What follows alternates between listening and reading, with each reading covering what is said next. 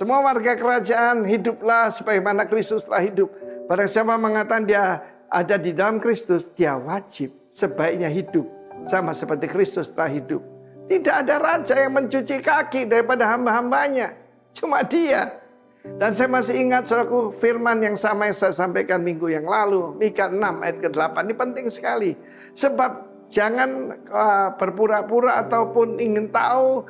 Dan Tuhan memberitahu apa yang berkenan pada dia. Yang pertama-tama hidup dalam keadilan. Mispat, sesuai firman. Yang kedua hidup dengan hesed, yaitu kasih setia.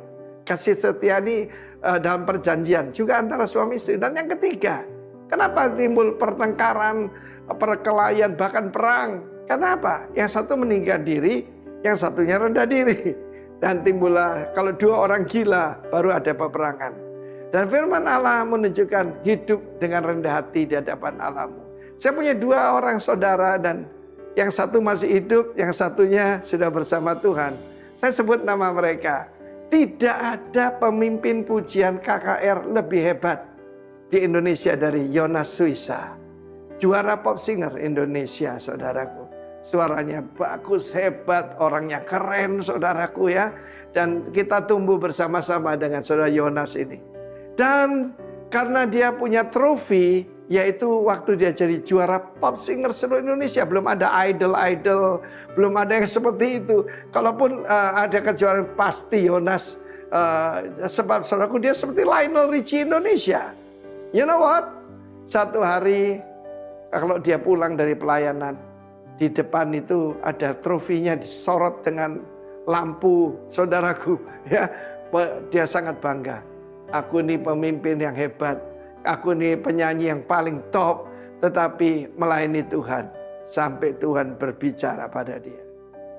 Malaikatku paling jelek. 1 juta kali lebih bagus dari kau. Engkau melayani aku karena kasih karuniaku. Waduh saudaraku. Dia minta ampun. Lalu dia bakar trofinya. Jadi kalau sekarang pulang dan tidak lihat lagi apa yang dia bisa banggakan. Dia cuma bilang, Tuhan, semua karena kemurahan-Mu.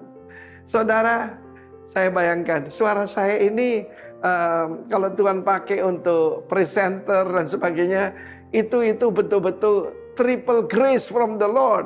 Sebab apa? Pak Chris Madusama kan bilang, Pak Arif ini tuh suaranya serak-serak mengerikan katanya. Yang kedua, sahabat saya sudah bersama Tuhan.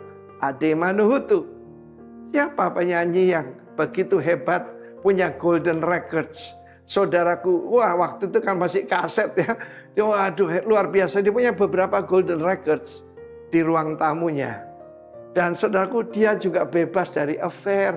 Orangnya sangat terkenal. Dan orang lihat dia rendah hati. Tetapi saudaraku kan tidak lihat yang di dalam. Satu hari dia mengalami kecelakaan, waktu dia pulang rumah, semua golden records-nya hilang, saudaraku. Dan istrinya berkata, aku kan penolongmu. Aku bantu kamu supaya rendah hati. Semulai saat itu dia lagi bisa membanggakan dirinya. Karena dia melayani Tuhan. Bukan karena dia hebat, bukan dia penyanyi paling top, tetapi karena kemurahan Tuhan. Hiduplah dalam kerendahan hati, tapi ingat, semua itu bukan karena kita punya kelebihan. Bukan kuat, bukan gagah. Tapi rohku, kata Tuhan. Karena itu setiap saudara, yuk minta. Sebab Tuhan benci orang congkak, memusuhi orang congkak, orang sombong. Tetapi memberikan kasih karunia kepada yang merendahkan dirinya. Walk humbly with your God. God bless you. Amin. Shalom semuanya. Shalom. Ya, bersyukur kita dapat berkumpul di tempat ini ya. Kita sudah memasuki Minggu Palma ya. Nggak berasa 1 minggu lagi kita akan merayakan Paskah ya, merayakan Paskah ya. Jumat ini kita juga akan merayakan Jumat Agung. Nah, sebelum memulai renungan pada saat pagi hari ini, saya ingin bertanya kepada warga kerajaan sekalian. Kalau warga kerajaan sekalian melihat rambu-rambu seperti ini di jalan, ya, slippery road, artinya apa? Jalanan licin.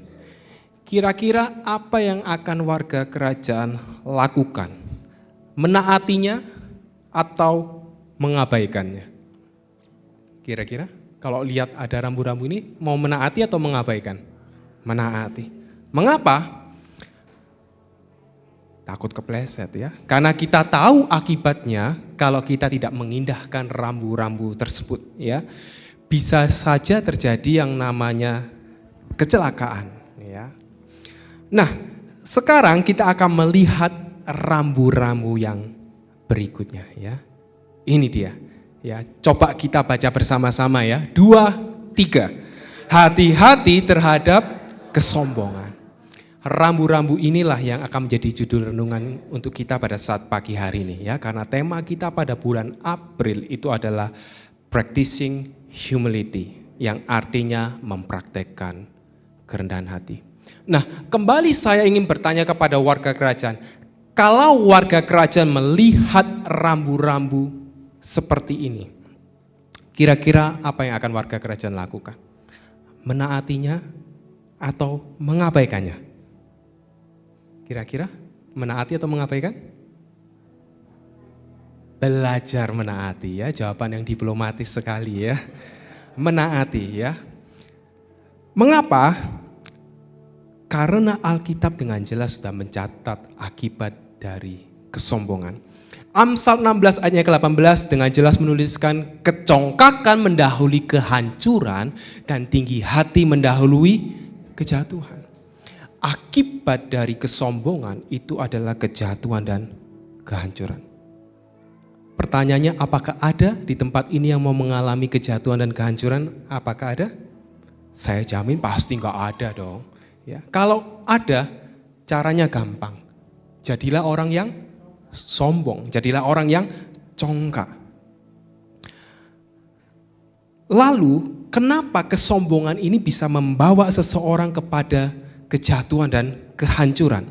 Jawabannya adalah karena firman Tuhan di dalam Amsal 16 ayat 5 mengatakan setiap orang yang tinggi hati adalah kekejian bagi Tuhan. Sungguh ia tidak akan luput dari hukuman. Demikian juga 1 Petrus ayat 5b menuliskan Allah menentang orang yang congkak tetapi mengasihani orang yang rendah hati. Jadi orang yang sombong itu adalah kekejian di mata Tuhan. Dan ia tidak akan luput dari hukuman.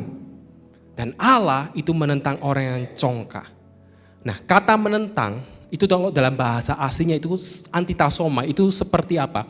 Tuhan menyiapkan sebuah armada yang besar untuk melawan orang yang congkak.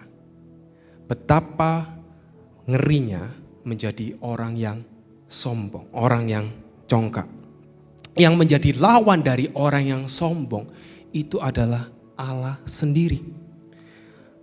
Sehingga gak akan heran kalau ujung dari kesombongan itu adalah kejatuhan dan kehancuran. Lawannya itu Allah sendiri, warga kerajaan.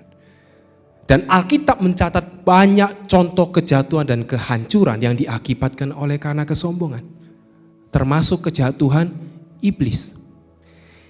Iblis itu adalah malaikat yang jatuh. Karena apa? Karena ia hendak menyamai Allah yang maha tinggi. Ia berlaku sombong. Oleh karena itu pada saat pagi hari ini kita mau belajar untuk berhati-hati terhadap yang namanya kesombongan. Karena seringkali kita nggak sadar. Ya, banyak di antara kita yang seringkali tidak sadar kalau kita sudah berlaku sombong. Nah, kita mau belajar supaya apa? Supaya jangan sampai kita menjadi pribadi-pribadi yang sombong.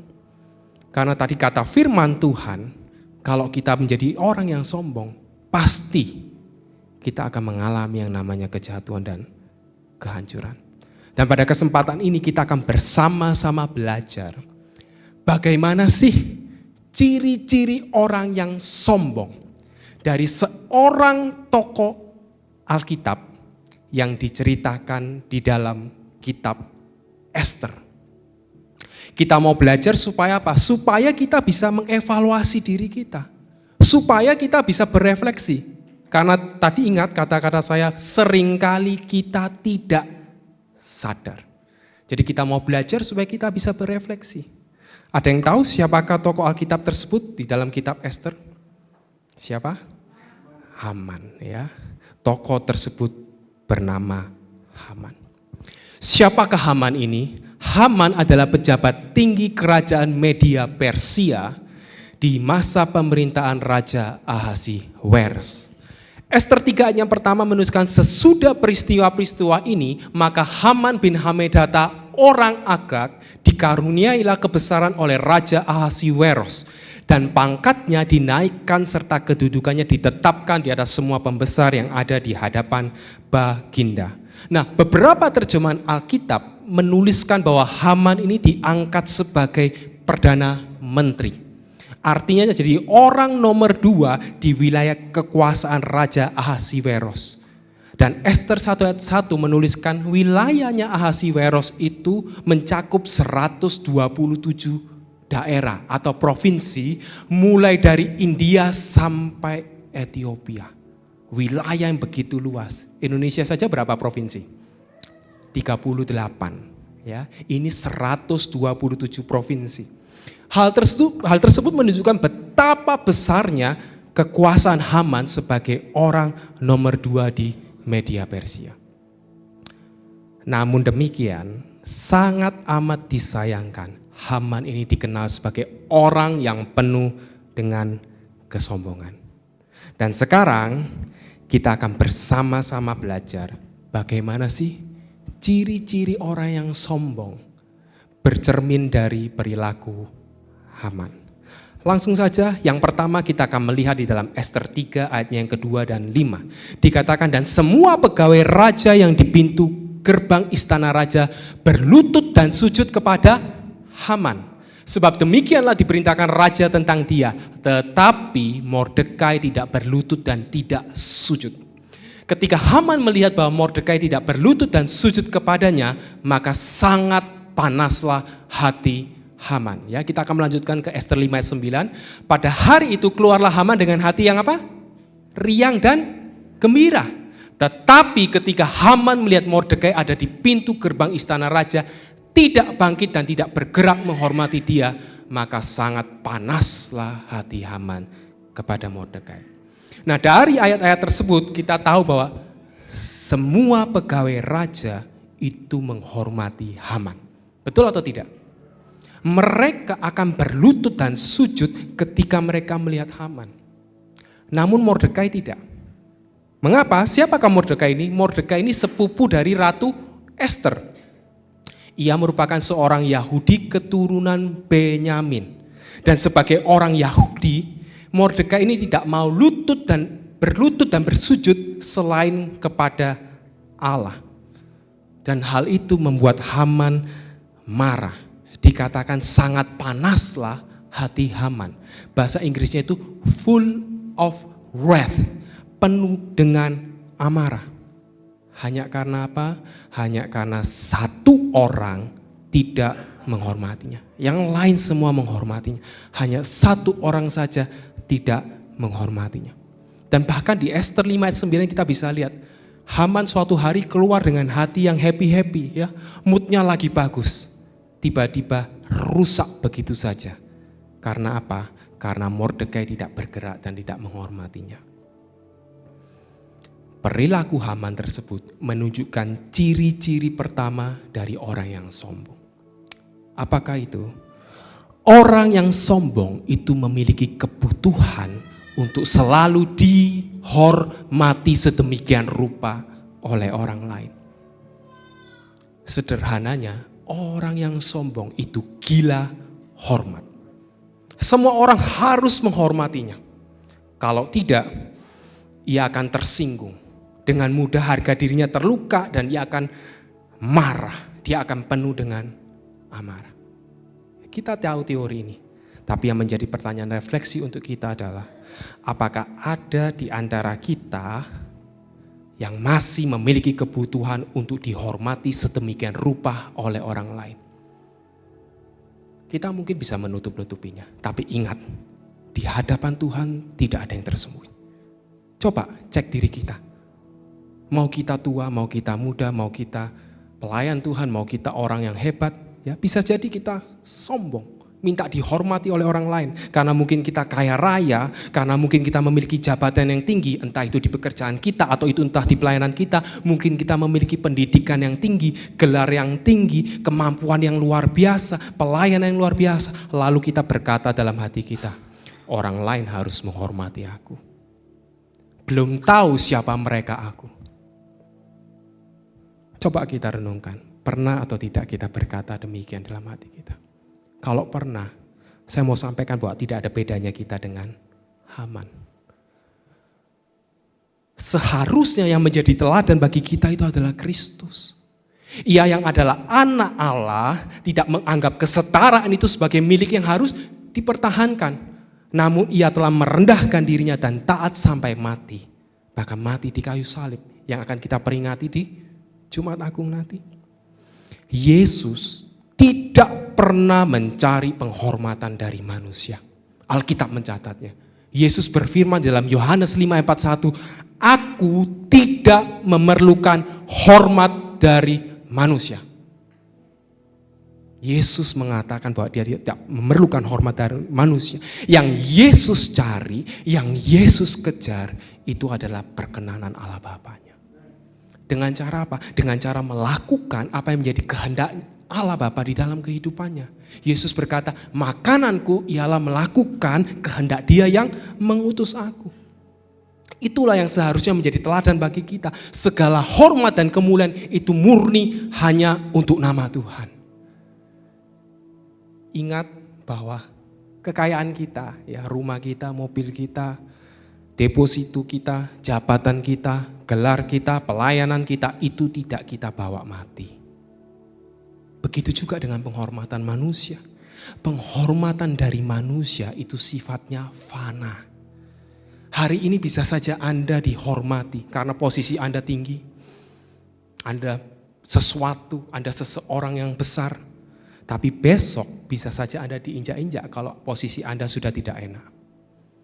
Oleh karena itu, jangan sampai kita memiliki kebutuhan untuk selalu dihormati sedemikian rupa oleh orang lain. Karena itu tandanya kita adalah pribadi yang sombong. Sebaliknya carilah perkenanan Allah. Carilah dahulu kerajaan Allah dan kebenarannya. Minggu lalu kita sudah belajar. Artinya apa? Artinya kita mau menyerahkan hidup kita dipimpin oleh Allah untuk memenuhi kehendaknya. Ya, jangan jadi orang-orang yang gila hormat. Karena jujur banyak dan kadang gak kelihatan. Hanya Tuhan yang tahu. Saya mau menyampaikan hanya Tuhan yang tahu. Apakah kita gila hormat atau tidak. Oleh karena itu persembahkanlah semua hormat dan kemuliaan hanya untuk nama Tuhan. Amin. Lanjut ya, ciri-ciri yang kedua kita akan melihat di dalam kitab Ester 5 ayatnya 10 hingga 12. Dikatakan tetapi Haman menahan hatinya. Ya, tadi di ayat 9 diceritakan bagaimana hati Haman itu menjadi panas karena Mordekai tidak menghormatinya. Lalu pulanglah ia ke rumahnya dan menyuruh datang sahabat-sahabatnya dan Seres istrinya. Maka Haman menceritakan kepada mereka itu besarnya kekayaannya, banyaknya anaknya laki-laki dan segala kebesaran yang diberikan raja kepadanya, serta kenaikan pangkatnya di atas para pembesar dan pegawai raja. Ayat 12, lagi kata Haman, tambahan pula tiada seorang pun diminta oleh Ester sang ratu untuk datang bersama-sama dengan raja keperjamuan yang diadakannya kecuali aku. Dan untuk besok pun aku diundangnya bersama-sama dengan raja. Ciri-ciri kedua dari orang yang sombong adalah ia memiliki kebutuhan untuk selalu menceritakan pencapaian-pencapaiannya kepada orang lain untuk tujuan apa? Diakui. Ketika Haman marah, ketika ia tidak dihormati oleh Mordekai, apa yang dilakukan oleh Haman? Ia memutuskan untuk mengundang teman-temannya. Ayo, kamu datang. Teman-temannya diundang ke rumahnya, ya bukan untuk berfellowship, bukan untuk sharing, bukan. Tapi untuk apa? Hanya untuk menceritakan pencapaiannya. Haman flexing, ya bahasa sekarang Haman flexing. Bayangkan ya warga kerajaan, Kita mengundang orang ke rumah kita hanya untuk menceritakan pencapaian kita. Itu sama dengan kita memaksakan orang untuk mendengarkan pencapaian kita.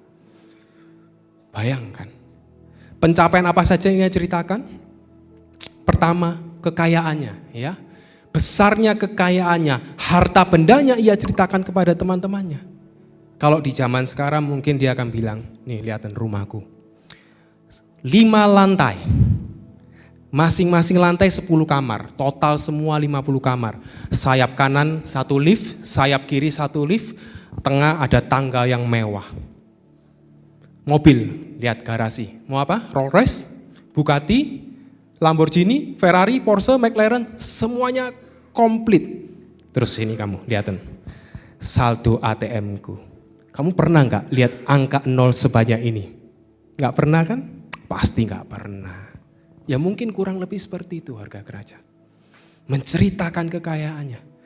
Kedua, apa yang diceritakan? Banyaknya anaknya laki-laki. Saya yakin bukan hanya banyaknya anaknya laki-laki saja. Tapi pencapaian anak-anaknya pun juga diceritakan. Kamu tahu nggak anakku nomor 1? Sekarang ini. Menteri. Nomor 2, jenderal. 3, gubernur. 4, bupati. 5, camat. 6, lurah. Semuanya diceritakan.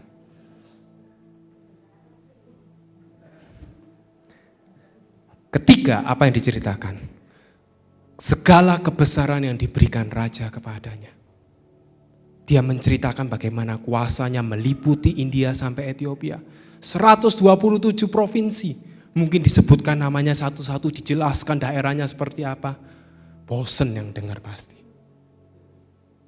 Dan yang kelima, tidak lupa, dia menceritakan apa? Koneksinya.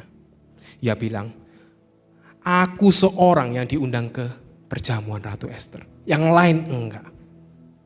Cuman aku. Dia bangga dengan koneksinya dengan sang ratu. Lihat, yang jadi kebanggaan orang-orang yang sombong itu adalah pencapaian-pencapaian mereka. Orang-orang yang sombong itu butuh untuk diakui atas segala pencapaian mereka.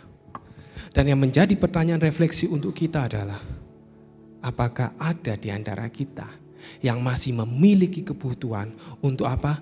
Untuk selalu menceritakan pencapaian-pencapaian kita kepada orang lain supaya kita diakui. Mungkin selama ini kita nggak sadar, ya. Mungkin selama ini kita merasa bahwa kita tidak pernah membanggakan pencapaian kita.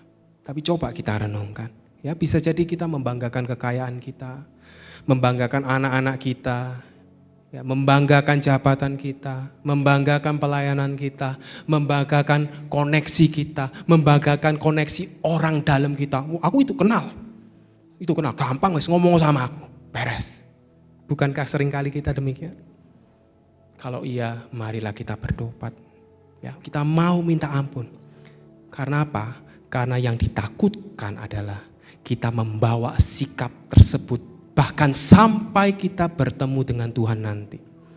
Matius 7:22 hingga 23 menuliskan, pada hari terakhir banyak orang akan berseru, Tuhan, Tuhan, bukankah kami bernubuat demi namamu? Mengusir setan demi namamu? Mengadakan mujizat demi namamu juga? Tuhan bilang apa? Aku tidak pernah mengenal kamu. Kamu sekalian membuat kejahatan.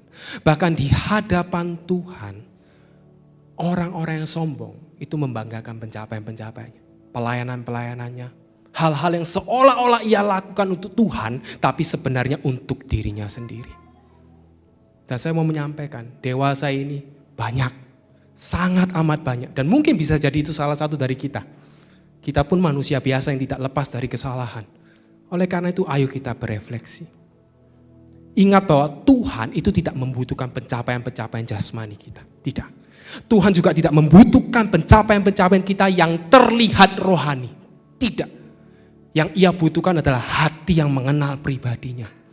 Hati yang mengenal apa yang menjadi kehendaknya di dalam kehidupan kita. Dan saya mau menyampaikan bahwa kadang kehendak Allah itu adalah hal-hal yang sederhana. Ya. Seringkali mungkin kita berpikir, kehendak Allah itu harus merupakan hal-hal yang spektakuler. Saya mau menyampaikan tidak. Seorang suami yang mengasihi istri itu kehendak Allah. Seorang istri yang tunduk kepada suami, itu kehendak Allah. Seorang tua yang mendidik anak-anak sesuai dengan firman Tuhan, itu kehendak Allah.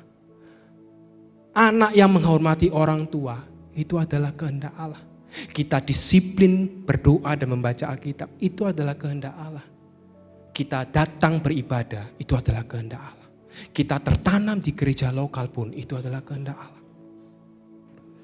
Saat ini iblis dan dunia sedang berusaha untuk mengaburkan perspektif kita tentang kehendak Allah. Seolah-olah kehendak Allah itu haruslah sesuatu yang membuat orang-orang bertepuk tangan dan berdecak kagum. Padahal kadang kehendak Allah adalah kita dibuang ke dalam sumur. Kadang kehendak Allah adalah kita di penjara. Kadang kehendak Allah kita menghadapi raksasa. Kehendak Allah kita dimakan oleh ikan besar. Kehendak Allah kita ditinggalkan oleh orang-orang yang kita kasihi. Kehendak Allah kita harus memikul salib kita. Dan kehendak Allah kita harus tetap mengucap syukur. Sekalipun kita berada dalam kondisi-kondisi yang sudah saya sebutkan tadi. Ingat ya warga kerajaan bahwa segala pencapaian kita di dunia ini tidak akan pernah berarti kalau kita tidak berjalan bersama Tuhan. Kalau kita enggak halak sama seperti Henok, sama seperti Nuh, percuma. Segala pencapaian kita apapun itu kalau kita tidak mempersembahkannya untuk hormat kemuliaan nama Tuhan, percuma. Oleh karena itu sekali lagi jangan sampai kita menyombongkan pencapaian-pencapaian kita. Kalau kita mau bercerita kepada orang lain atau orang-orang di sekitar kita, ceritakanlah kebaikan Tuhan di dalam kehidupan kita. Supaya apa? Supaya mereka datang kepada Tuhan, kita rindu mereka datang kepada Tuhan, bukan untuk kita diakui. Apapun yang kita ceritakan, apapun yang kita lakukan, kita mau melekatkan orang-orang itu kepada Tuhan. Bukan melekatkan mereka kepada diri kita sendiri. Bukan untuk kepentingan diri kita sendiri. Pertanyaannya, apakah selama ini ketika kita bercerita murni di hadapan Tuhan, kita mau membawa mereka kepada Tuhan? Atau mau menunjukkan, ini loh aku. Coba kita renungkan. Harusnya apapun yang kita kerjakan, kita mau orang-orang datang kepada Tuhan, bukan datang kepada kita. Amin. Ciri-ciri yang ketiga ya. Yang terakhir, kita akan melihat di dalam Ester 6 ayat yang ke-6. Dikatakan setelah Haman masuk, bertanyalah raja kepadanya, apakah yang harus dilakukan kepada orang yang raja berkenan menghormatinya? Kata Haman dalam hatinya, kepada siapa lagi raja berkenan menganugerahkan kehormatan lebih dari kepadaku. Pada waktu itu Raja Ahasiweros hendak menganugerahkan kehormatan kepada Mordekai. Karena apa? Karena di Ester pasalnya yang kedua, Mordekai itu berjasa menghentikan upaya pembunuhan kepada Raja Ahasiweros.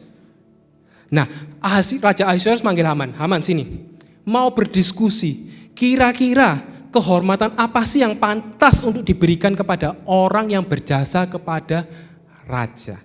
Dan ketika mendengar hal tersebut, Haman sudah GR terlebih dahulu. Dikiranya yang dibilang oleh Raja Ahasiweros itu adalah dirinya. Nemen Haman ini memang. Ya, parah sekali, narsis, sombong. Tapi kadang kita kayak gitu. Ciri-ciri yang ketiga adalah orang yang sombong merasa bahwa dirinya pasti lebih baik dan benar daripada orang lain. Atau merasa dirinya pasti paling baik dan benar dibanding orang lain. Haman berpikir, siapa lagi selain diriku yang pantas mendapatkan kehormatan dari raja. Inilah yang disebut dengan kompleks superioritas. Kondisi di mana seseorang selalu merasa dirinya itu lebih unggul daripada orang lain. Mau dari pekerjaan, mau dari pelayanan, mau dari mendidik anak, dia lebih tahu semuanya. Kamu gak tahu apa-apa, aku yang tahu. Pendapatmu salah, punya aku yang benar. Itu kompleks superioritas. Dan kembali yang menjadi pertanyaan refleksi untuk kita adalah, apakah ada di antara kita yang masih memiliki yang merasa bahwa dirinya itu lebih baik dan benar daripada orang lain, atau bahkan merasa bahwa dirinya itu yang paling baik dan benar.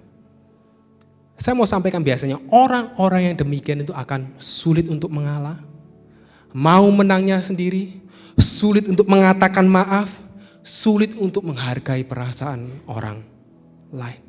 Jadi andai terjadi suatu masalah, ia pasti akan menyalahkan orang lain. Pasti salahnya orang, walaupun terkadang jelas-jelas itu kesalahannya. Itulah bahayanya orang yang merasa bahwa dirinya itu lebih baik dan benar atau paling baik dan benar. Oleh sebab itu saya berdoa jangan ada seorang pun di antara kita yang merasa bahwa dirinya lebih baik dan benar daripada orang lain.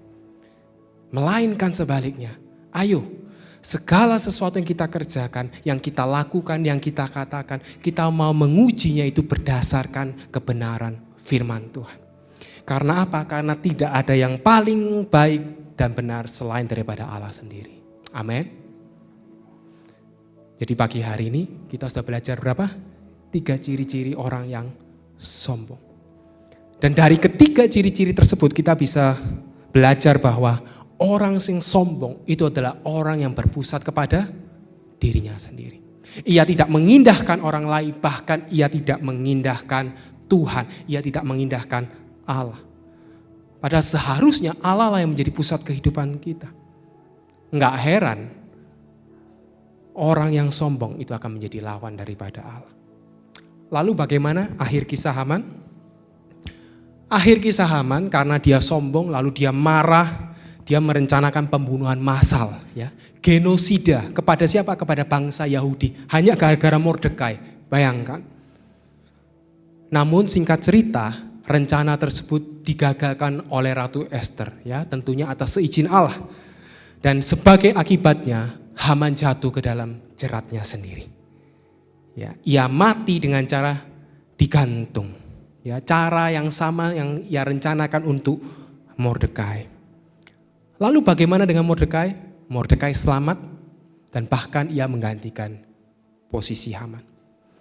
Ingat bahwa firman Tuhan itu ya dan amin. Di awal tadi kita sudah belajar bahwa apa? Kecongkakan mendahului kehancuran dan tinggi hati mendahului kejatuhan. Dan kita bisa melihat hal tersebut di dalam kehidupan Haman. Warga kerajaan, sebentar lagi kita akan memperingati Jumat Agung, ya. Saya harap kita semua sudah mempersiapkan diri kita baik-baik, ya, untuk memperingati Jumat Agung dan Paskah. Dan saya juga ingin menyampaikan bahwa tidak ada teladan kerendahan hati seindah yang telah Kristus tunjukkan kepada kita. Dia itu anak Allah tapi dia rela mati di atas kayu salib untuk apa? Untuk menebus dosa-dosa kita. Orang-orang yang harusnya gak layak. Kita bisa selamat itu murni hanya karena kasih karunia. Lantas apa yang mau kita sombongkan? Tidak ada. Ya, jangan gila hormat. Ya, gak perlu juga kita cerita-cerita supaya kita diakui. Gak perlu. Gak perlu juga kita merasa bahwa diri kita lebih baik dan benar daripada siapapun. Melainkan kita mau bersama-sama belajar dari teladan Yesus Kristus. Karena Yesus Kristus berkata, aku ini lemah lembut dan rendah hati. Saya akan menutup renungan pada saat pagi hari ini dengan sebuah kutipan dari C.S. Lewis yang mengatakan, as long as you are proud, you cannot know God. A proud man is always looking down on things and people. And of course, as long as you are looking down, you cannot see something that is above you. Artinya selama Anda sombong, Anda tidak akan pernah bisa mengenal Allah. Orang yang sombong itu akan selalu memandang ke bawah, seolah-olah orang lain ada di bawah mereka. Dan tentunya kalau Anda melihat ke bawah, Anda tidak akan bisa melihat sesuatu di atas Anda. Dalam hal ini adalah Allah. Orang yang sombong tidak akan bisa melihat dan mengenal Allah. Akhir kata, hati-hatilah terhadap kesombongan. Karena kesombongan adalah jalan licin yang membawa kita kepada kejatuhan dan kehancurannya. Kiranya Tuhan Yesus memberkati kita semua dan kita dimampukan untuk menjadi orang-orang yang rendah hati. Amin.